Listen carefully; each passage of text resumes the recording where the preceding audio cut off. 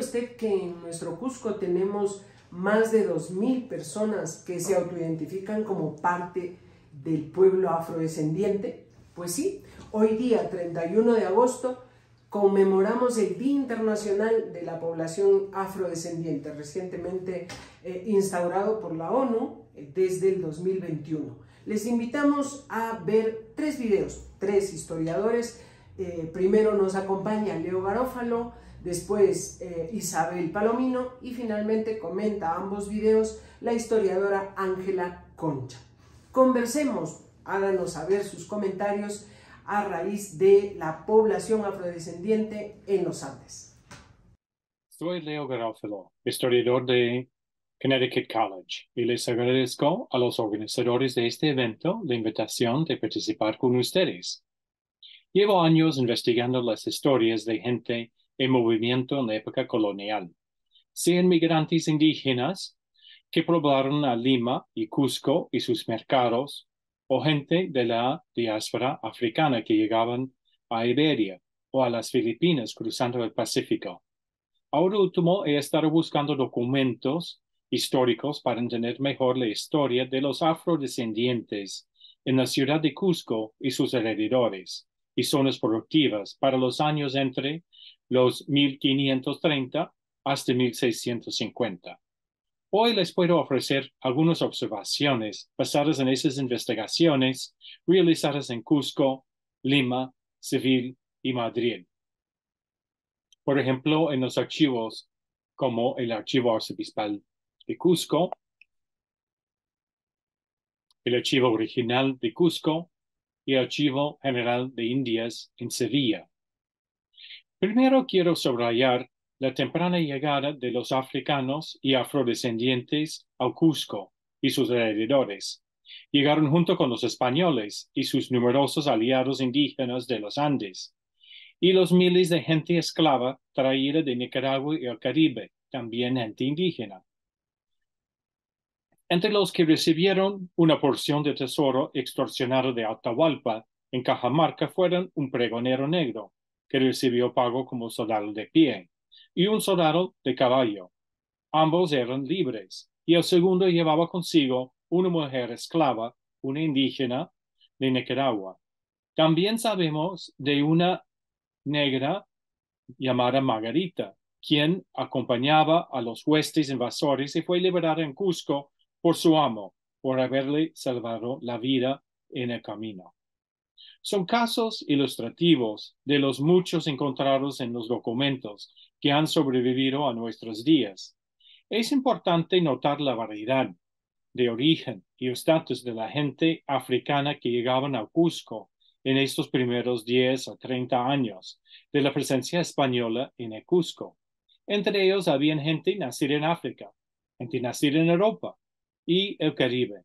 Había gente libre, gente esclava, gente liberta.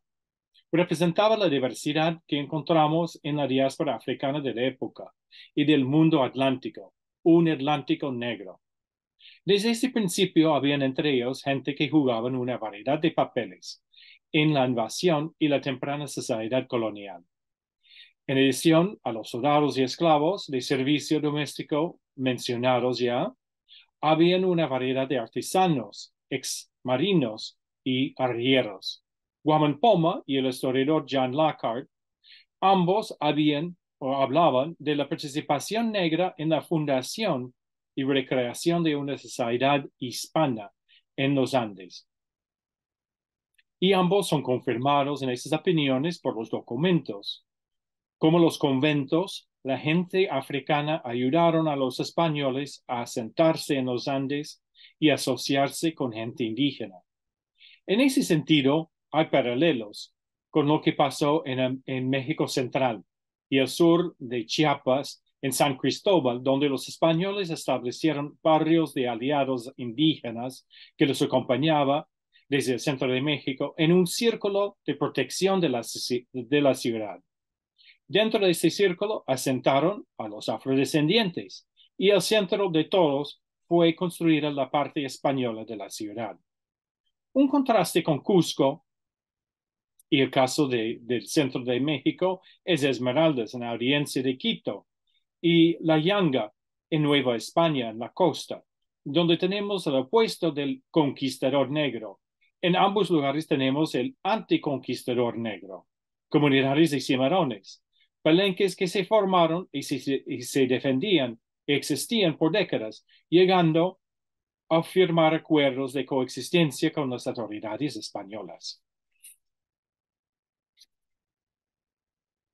La segunda característica de la población afro en los Andes y su contorno es su movilidad. La población negra de Cusco fue marcada por movimiento. Existían dos rutas que llegaba o las llevaba a Cusco. La una era de Lima, desde Cartagena, y la otra por Potosí, desde Buenos Aires. En el Archivo General de Indias abundan información y documentos sobre ambas rutas y sobre las experiencias de la gente africana que las transitaban. Con movimiento referimos también al va y viene por el Valle de Ica, de Lima, por el altiplano desde Potosí, y también las cortes eclesiásticas y peticiones en Lima sobre Cusco demuestran que muchos afrodescendientes escapaban de una ciudad a la otra o buscaban nuevos amos que los llevaban, que los robaban, según los documentos, o sus antiguos amos. También existían entre los afrodescendientes gente que vivían tanto en el campo como en la ciudad y se movían entre el campo y la ciudad en la sierra. El tercer punto que es importante que recordamos es la variedad de trabajos y ocupaciones a que se dedicaban los residentes de la ciudad de Cusco y sus alrededores entre los afrodescendientes. Aparecen ellos en una variedad de trabajos manuales como labradores y domésticos o como especializados como artesanos y guardaespaldas. Los libres los tenían casas y propiedades como tabernas o talleres y fueron también asentados como aprendices, tantos libres como esclavos con artesanos para aprender sus oficios. Y en los libros parroquiales del arzobispado aparecen como padrinos, madrinas, bautizados y también en matrimonios, tanto con gente indígena, otros afrodescendientes, mestizos y españoles. Y para eso son esenciales los libros parroquiales en el archivo arzobispal de Cusco. Para finalizar, tres afirmaciones. Todavía es una historia para escribir. A pesar del trabajo de historiadores como el francés Pierre Terlieu, la cusqueña Isabel Palomino y yo, es un capítulo todavía para escribir y es un capítulo que debe ser escrito por diferentes investigadores e investigadores con sus varias perspectivas y metodologías, cada uno trabajando un tema o aspecto diferente y para diferentes épocas. Solo así esta historia importante podría ser creado y dado a conocer a un público más amplio. 2. Para esto necesitamos estudiantes graduados con las habilidades necesarias como paleografía y un sofisticado manejo de la teoría y la importante historiografía ya publicada por las Américas y los Andes en particular y sobre todo para la costa. 3. Y finalmente, toda historia se construye por la interpretación de fuentes. Y para eso son fuentes primarias. Y la historia en particular para los afroandinos de Cusco, los documentos escritos del Archivo Regional de Cusco y el Archivo Arzobispal de Cusco son esenciales. Y de segunda importancia son los documentos del Archivo General de Indias, el Archivo Histórico Nacional, ambos en España. Y los archivos en Cusco realmente cuentan con escasos recursos y los documentos están en peligro para perder. Por ejemplo, podemos ver en estas diapositivas, Archivo Departamental de Cusco, donde siguen llegando documentos notariales que necesitan ser guardados adentro. Tienen que poner los nuevos estantes y organizar y catalogarlos. Hay documentos que están en un estado de deterioro, ¿no? Y hay documentos que han sido robados, cortados de los libros parroquiales o, en este caso, de los libros notariales, y una lista parcial de los que han sido robados. Así que a ustedes les invito a contribuir a esos estudios y les ruego que se dediquen a la preservación de los documentos originales en el archivo original de Cusco y el archivo arciprestral de Cusco que estos estudios van a requerir. Muchas gracias. Hasta luego.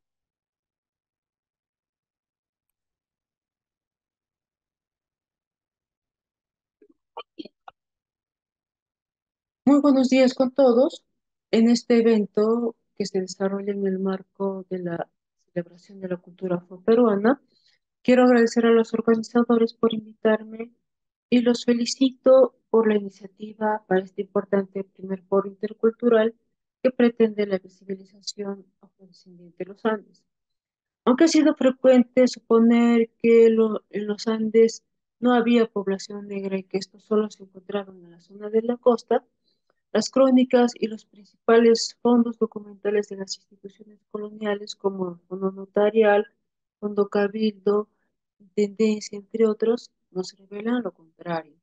Estos documentos que se conservan en los diferentes archivos del Perú y en este caso en el Cusco, prueban que el africano estuvo presente desde los primeros años de la invasión y en cada una de las actividades de producción. La historiografía peruana se ha dedicado más a la esclavitud en la zona de la costa y muy poco a la esclavitud en la zona de los Andes, posiblemente porque prevalecieron intereses de producir temas relacionados a los incas.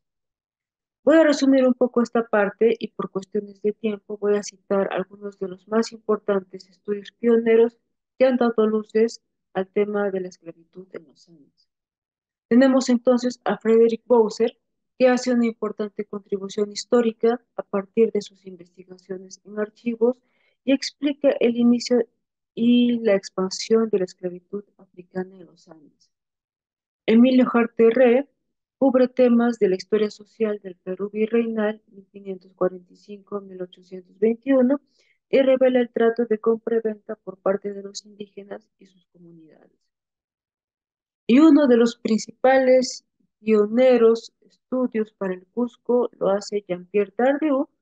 Este historiador aborda el tema del comercio negrero en el Cusco del siglo XVII y para ello se valió de la información contenida en los libros del notario Lorenzo de Mesa Andueza, ubicados en el archivo regional.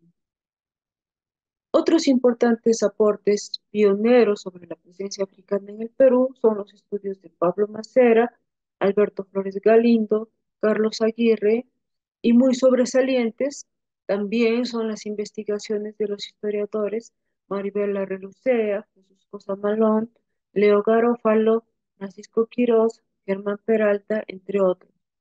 Estos investigadores abordan la esclavitud desde diferentes aspectos y enfoques.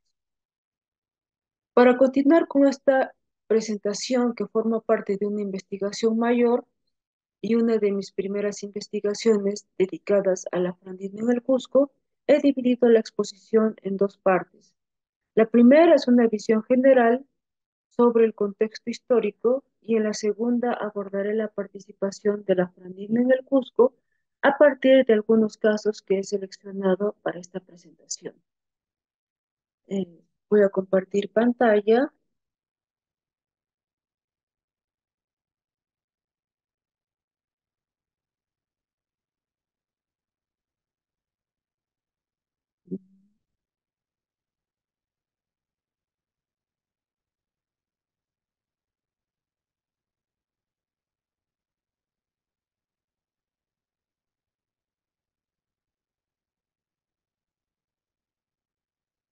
Bien, el periodo histórico escogido es 1650 a 1720 y marca para el Cusco una época de reconstrucción luego del terremoto del 31 de marzo de 1650. Esta catástrofe trajo como consecuencia una modificación profunda en la estructura y la imagen del espacio. Es a partir de este contexto donde inicia una reflexión sobre la presencia y participación de la ofrandina en el Cusco. Para esta presentación he tomado dos preguntas, como qué roles desempeñaron dentro de la sociedad cusqueña durante esta época y cómo fueron las relaciones interétnicas. Cuando ese Cusco rural cayó en ruinas, casi la totalidad de los edificios religiosos se destruyeron, con excepción de la catedral y de San Francisco, que estaban en obras y próximas a concluirse. Se sabe que el poder de la Iglesia Católica y del Estado colonial español se apoyaron mutuamente para mantener la esclavitud, permitiendo que otros grupos dominantes se beneficiaran de esta como forma de dominio y explotación. Así, los esclavos como mercancía eran sometidos a las normas vigentes en el derecho comercial de aquella época. Aquí quiero presentarles, por ejemplo, este documento de 1582 años, donde poco antes, ¿no? Antes de la fecha que que estoy trabajando en esta presentación, porque quiero demostrar que desde entonces, ¿no? Eh, en ese entonces hubo un mandamiento, se mandaron a que todos los negros y negras, oros y mulatas que había en la ciudad del Cusco se registren ante su majestad, ¿no? Y seguimos con el documento, y el documento sigue a 1562 años, y hasta entonces, en ese año, se registran las siguientes personas. Voy a citar algunos. Francisco Álvarez, mulato sastre, que tiene una tienda en esta ciudad. Estamos hablando del Cusco, ¿no? Juan Bartolomé, mulato sastre, que tiene una tienda en esta ciudad. Pascual Infante, mulato, que vive en el solar de Tixicocha, en su casa, y tiene casas y solares. Bartolomé Báez, alguacil, registró a Pedro de Villagrán, moreno oro, que le sirve por soldado. Juan Basta, mulato herrador, que trabaja en su tienda, que tiene por el mesón de Diego Gómez. Domingo, mulato herrador, que asimismo trabaja a los mesón, casado con Isabel Mulata. Este dicho día se registra Beatriz Mulata, ama que cría un niño de pecho de Pedro Alvarado Carrasco. Aquí es importante señalar este caso porque muchos investigadores dicen que solamente había ama de pecho mulato negro en la capital, en Lima, en la costa, y que solamente las amas de pecho eran indígenas para el caso de los Andes.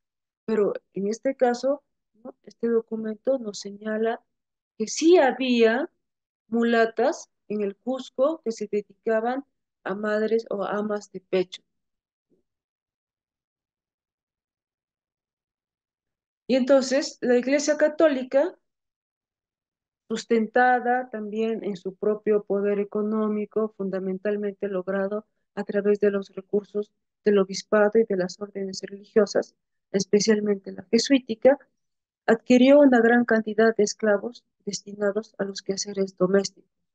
Este documento que presento aquí es un inventario analítico encontrado, ubicado en el Archivo General de la Nación.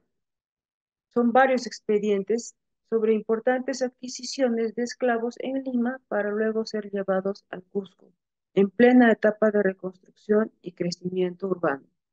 Así, este documento del 12 de enero de 1708, eh, el padre Nicolás de Figueroa, procurador de la Compañía de Jesús de la ciudad del Cusco, adquiere 12 piezas de esclavos bozales y sin bautizar, los 7 negros y negras en precio cada uno de 575 pesos, pero de acuerdo con las normas, ¿no? Todo africano debía ser bautizado al salir de África o al llegar a los dominios españoles. Bueno, por otro lado, aquí está el documento original, ¿no? Y bueno, por otro lado, sabemos que el racismo virreinal estuvo reforzado por la esclavitud y dio lugar a que el afroandino fuera visto como un bien.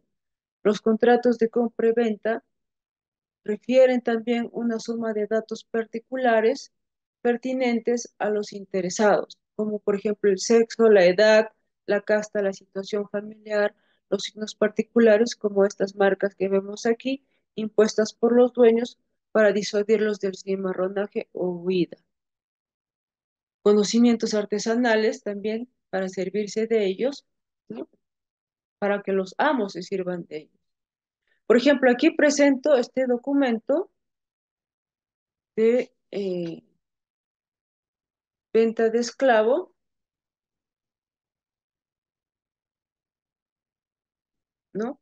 Que señala eh, hecha por Juan Solórzano, vecino morador en esta ciudad del Cusco, detalla que vende un mulato esclavo nombrado Pedro, de 24 años, errado en el rostro con ese y clavo, y lo vende por borracho, ladrón y cimarrón en 450 pesos. Ese documento no solo muestra varios elementos presentes en la transacción de esclavos, sino también señales vergonzosas que delatan su condición. La presencia del afrandino en la economía cusqueña del siglo XVII también se evidencia en el arrieraje, actividad que estaba vinculada, entre otras, a la industria textil. Los dueños de piaras de mulas requerían de mano de obra para conducirlas por las rutas andinas. Negros y mulatos, esclavos o libertos eran los preferidos como peones para este trabajo. Este documento que presento ahora permite registrar aspectos importantes en la vida de un afro libre en el Cusco. Se trata de Juan de Olmedo, pardo libre, que se desempeñó como arriero, ¿no? Oficio además considerado indígena, y no sabemos si se trata de un caso particular, ¿no? Excepción, pero este documento arroja luces acerca de la estabilidad que pudo llegar a tener el afroandino en el Cusco. En este caso, poder adquisitivo suficiente para ser dueño de una piara de mulas y además comprar inmuebles, ¿no? Porque aquí señala que Blas Montalvo quiere que se le embargue las casas que quiere que se le embargue las casas hipotecadas de Juan Olmedo Pardo Libre, ¿no? Este es el documento.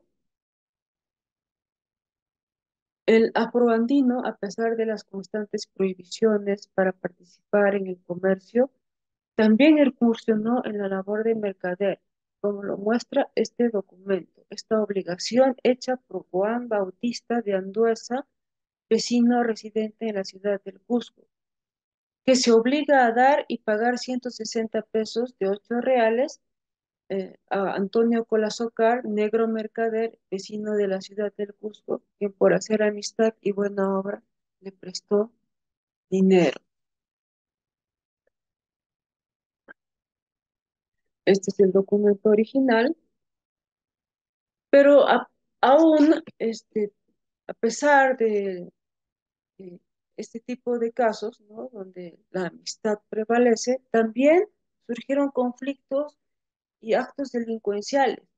Aquí un documento de querella de robo, documento social, pues con fecha del 27 de octubre de 1671, refiere que Sebastián Corimanco, indio natural de la parroquia de Santiago del Cusco, hace una denuncia contra Lucas Delgado, Juanquillo, Justo Millo y otros que en compañía de un mestizo, ¿no? También entraron en su casa con llaves falsas y se robaron sus bienes.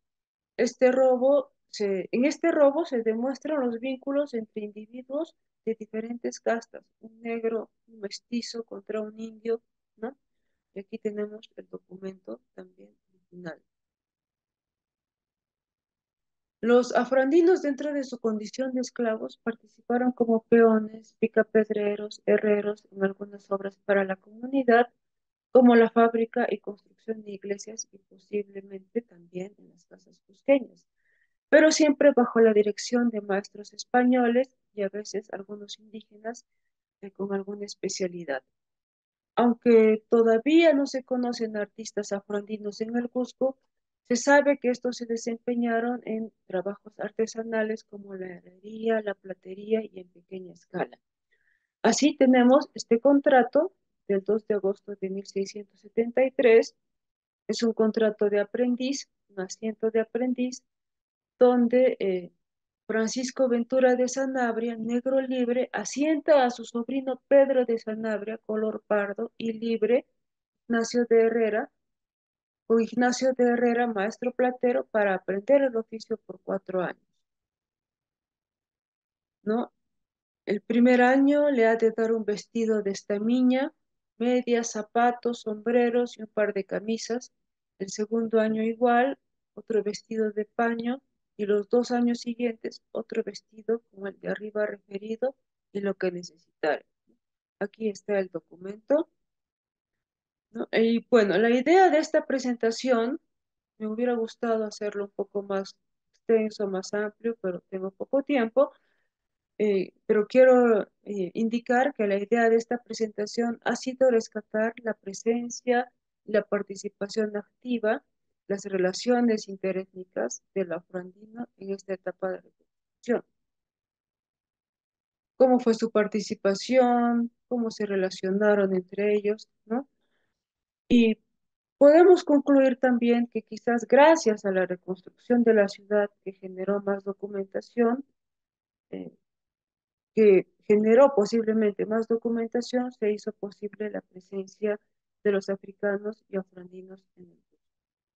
Y a manera de reflexión, quiero recordar que este año 2023 el Archivo Regional del Cusco ha cumplido 100 años de creación y con ello se han abierto nuevos caminos a la investigación histórica que nos permite comprender la formación de nuestro país a través de diferentes sucesos y aprendizajes. Y entonces es nuestro deber, ¿no? Cuidarlo, conservarlo y aprovecharlo y hacer visible todo lo que tenemos ahí. Muchas gracias. Buenos días con todos. Quiero agradecer en primer lugar a los organizadores por la invitación para comentar las presentaciones de Isabel Palomino y Leo Garofalo sobre la historia de los afrodescendientes en el Cusco. En primer lugar, quiero empezar resaltando la importancia de las fuentes primarias ubicadas en los archivos históricos, ya que sin dichas fuentes sería complicado el poder reconstruir la historia, que muchas veces van a ser invisibilizadas por parte de la historia oficial. Nuestra historia forma parte de lo que vendría a ser la memoria colectiva y como tal debemos conocerla y valorarla. Otro punto que es importante es lo necesario de reescribir la historia de muchas poblaciones como son los afrodescendientes. El conocer más a detalle sobre diversos sucesos que se han dado en el pasado hacen que seamos más reflexivos ante lo que sucede en la actualidad, además de evitar repetir muchos errores de nuestro pasado. En segundo lugar, me parece necesario dar a conocer y difundir la presencia y participación activa, así como las diversas relaciones interétnicas a través de dichas fuentes. Esto nos demuestra que muchas veces se crearon una serie de discursos para poder mantener el status quo de la época. En este caso, cuando nos referimos a la sociedad colonial, debemos de entenderla como una sociedad sumamente jerarquizada, en la cual, si bien todas las castas podían subsistir, no era fácil el poder formar parte de dicha sociedad que había sido creada bajo una visión eurocentrista. Por ende, quienes no contaron con privilegios comparados con los españoles o criollos fueron los indígenas y los afrodescendientes, ya que dichas castas estaban ligadas a los trabajos más pesados o simplemente no podían ni siquiera elegir a qué se podían dedicar. Evidentemente hubo excepciones, pero el grueso de la población indígena y afrodescendiente padeció una serie de maltratos. Por ende, cuando uno hace referencia a la colonialidad, un tema que fue tocado por intelectuales como Dussel, Mignolo, Quijano, entre otros, tenemos que hacer referencia al concepto de modernidad y cómo se creó el imaginario de Europa en contraposición de lo que se menciona como las periferias de las culturas, entre ellas América, es decir, Centroamérica y América del Sur. Otro concepto es la colonialidad del poder, en el cual viene a ser una estrategia de la modernidad desde la expansión de la cristiandad más allá del Mediterráneo y que va a contribuir con la definición de Europa moderna y ese capitalismo del siglo XVI, así como también los conceptos de raza y racismo. Para la concepción también del moderno colonial era importante el circuito comercial del Atlántico porque este conectaba circuitos comerciales existentes en Asia, África y Europa, y es a partir de este discurso o de dicho circuito cuando la esclavitud se va a convertir en sinónimo de negritud. En el siglo XVI, Sepúlveda y las casas van a contribuir de una manera muy distinta y en diferentes posiciones políticas a construir la diferencia colonial en la que fueron ubicados por la colonialidad del poder. Dicho discurso va a tener respuestas y sobre todo enmarcados dentro del marco de 500 años que viene a ser el marco de ese mundo moderno colonial desde diferentes perspectivas de su imaginario. No se va a reducir solamente a la confrontación entre españoles e indígenas, sino que también se va a extender a criollos, afrodescendientes y mestizos. Todo ello surgido en la importación de esclavos africanos como de la población blanca trasladada a América. Luego de esta visión general, ahora me voy a centrar en la exposición de Isabel y Leo. Ambas exposiciones tocan diferentes años, pero no por ello dejan de tener relación. Creo que son dos puntos principales los que debemos de tomar en cuenta para poder entender este tema. Lo primero, la movilización. Es decir, los afrodescendientes llegan al Perú a través de dos rutas, donde no solo se van a asentar en la costa, sino también en la sierra, e incluso van a llegar a movilizarse desde el campo a la ciudad en busca de nuevos amos. Dicha diáspora africana va a estar presente desde la llegada de los españoles y va a ser un grupo en realidad muy variado, ya que había gente que provenía de África, así como también de Europa. Existía gente libre, pero también habían esclavos, y este va a ser un indicativo para que jugaran diversos papeles, tanto como parte de los conquistadores siendo aliados o como anticonquistadores. Lo segundo que es importante van a ser los oficios que van a practicar. Podían ser mercaderes, muchos de ellos también tenían propiedades, también podían ser arrieros, que era una actividad exclusivamente indígena, o estar en el servicio doméstico, o como marinos, labradores, guardaespaldas. Después del terremoto de 1650 en Cusco, ellos se van a dedicar a ser artesanos, picapedreros, peones, herreros y trabajar en platería. Debemos de tomar en cuenta que en dicha época la iglesia era una institución muy importante y poderosa, ¿no? Y por ende es interesante ver cómo muchos de los afroandinos aparecen en las fuentes primarias siendo bautizados o como padrinos o madrinas, casados también con indígenas o con otros afrodescendientes o con mestizos o españoles. E incluso en el Cusco se va a encontrar evidencia de amas de leche, una actividad que es muy recurrente en la costa y que era dada por las mujeres afrodescendientes. Finalmente, creo que es necesario reflexionar sobre la necesidad de reescribir la historia, no como una cuestión, digamos, de revancha, sino como un acto de dar voz a los que por muchos años fueron invisibilizados y callados. Conocer su historia es también conocer nuestra historia. Gracias.